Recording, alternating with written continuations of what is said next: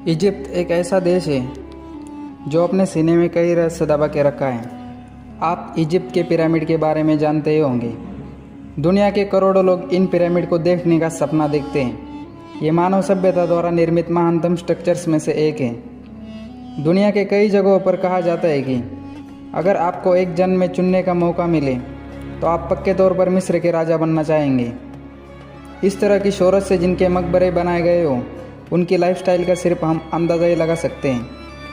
अरबी की एक पुरानी कहावत है, आदमी वक्त से डरता है और वक्त पिरामिड से डरता है। तभी तो 4500 सालों से ज़्यादा का समय गुजर चुका है, लेकिन गीज़ा का यह ग्रेट पिरामिड वक्त की मार झेलते हुए जैसे का तैसा खड़ा है। इतने लंबे समय में भी वक्त भी उसका कुछ बिगाड़ नहीं पाया। दुनिया के प्राचीन 7 अजूबों में से सिर्फ गीज़ा का यह ग्रेट पिरामिड बचा हुआ है। बाकी के 6 अजूबे वक्त की मार झेलते हुए कहाँ गायब हुए पता ही नहीं चला। जब भी हमें अपने आधुनिक टेक्नोलॉजी पर घमंड हो तो हमें वक्त में पीछे मुड़कर इस गीज़ा के पिरामिड को ज़रूर देखना चाहिए। क्या हमने अपने आधुनिक टेक्नोलॉजी से कुछ ऐसा बनाया है जो बिना किसी मेंटेनेंस के गीज़ा के इस महान पिरामिड की तरह 4500 सालों तक वक्त की मार झेल जाए। मिस्र के पिरामिड वहाँ के तत्कालीन सम्राट फेरो के लिए बनाए गए थे, जिनमें राजाओं के शवों को दफनाकर सुरक्षित रखा गया है। इन शवों को मम्मी कहा जाता है। उन शवों के साथ खाने पीने की चीज़ें जैसे शराब, गहने, बर्तन, जानवर, कभी कभी तो गुलामों को भी दफना दिया जाता था। भारत की तरह मिस्र की सभ्यता भी बहुत पुरानी है।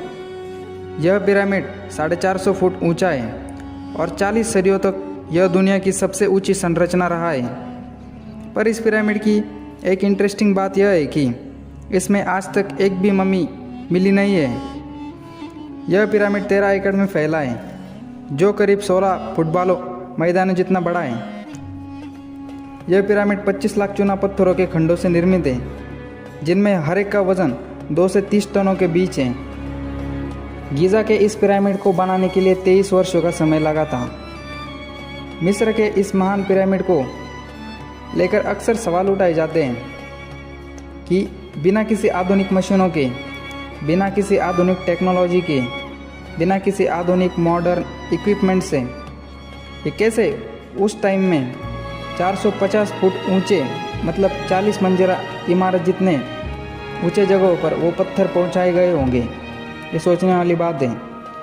विशेषज्ञों के मुताबिक पिरामिड के बाहर पाषाण खंडों की इतनी कुशलता से तराशा गया है और फिट किया गया है कि पत्थरों के जोड़ों में हम एक ब्लेड भी नहीं घुसाई जा सकती। मिस्र के पिरामिड के निर्माण में कई खगोलीय आधार भी पाए गए हैं, जैसे कि तीनों पिरामिड ओरियन बेल्ट के तारों के नक्षत्रों पर अलाइंड पर स्थित हैं। कई साइंटिस्ट का तो यह मानना है कि इसमें एंशिएंट एलियन का हाथ है। मिस्र में एक डंडेरा नाम की जगह है, वहाँ पर एक प्राचीन मंदिर पाया गया है, जिसे मिस्र वासियों ने अपने एक भगवान हेतोर के लिए बनाया था।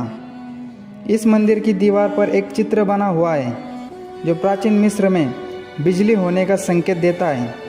इसे डंडेरा लाइट कहा जाता है और उस मंदिर को डंडेरा लाइट कॉम्प्लेक्स के नाम से आज भी जाना जाता है।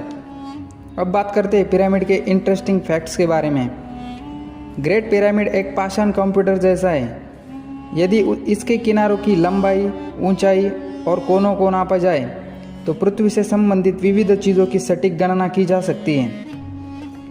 इजिप्ट देश पृथ्वी के उष्णकटिबंधीय क्षेत्र में होने के कारण यहाँ का कॉमन टेम्परेचर 40 डिग्री से ज़्यादा का ही होता है। पर यह होने से भी पिरामिड को कोई भी फर्क नहीं पड़ता, क्योंकि पिरामिड के अंदर का तापमान हमेशा 20 डिग्री सेल्सियस से कम ही रहता है। सोचने वाली बात यह भी कि कैसे उन लोगों ने ये टेक्नोलॉजी कैसे बनाई होगी उस टाइम पे 4500 साल पहले। यह पिरामिड बनाने में बॉल एंड सॉकेट टेक्नोलॉजी का इस्तेमाल किया गया है, और यह टेक्नोलॉजी इस्तेमाल होने के कारण यह पिरामिड एयर ट्रैक्टर का भूकंप भी झेल सकता है। मतलब जापान में आए भूकंप से भी ज़्यादा का बड़ा भूकंप। मिस्रवासी इस पिरामिड का इस्तेमाल वेधशाला, कैलेंडर, संदायन और सूर्य की परिक्रमा में पृथ्वी की गति तथा प्रकाश के स्पीड को जानने के लिए करते थे। पिरामिड को गणित की जन्म कुंडली भी कहा जाता है। और एक बात, मिस्र में जहाँ पिरामिड बना है वो धरती का सेंटर है, मतलब धरती का केंद्र बिंदु है। धन्यवाद दोस्तों वीडियो का आखिर तक देखने के लिए। और वीडियो पसंद आए तो लाइक शेयर और सब्सक्राइब करना मत भूलिए, और वीडियो का आखिरी पार्ट देखना तो कतई ना भूलिए। धन्यवाद दोस्तों। Giza Plateau, Egypt. They may have been energy generators, some kind of power plants.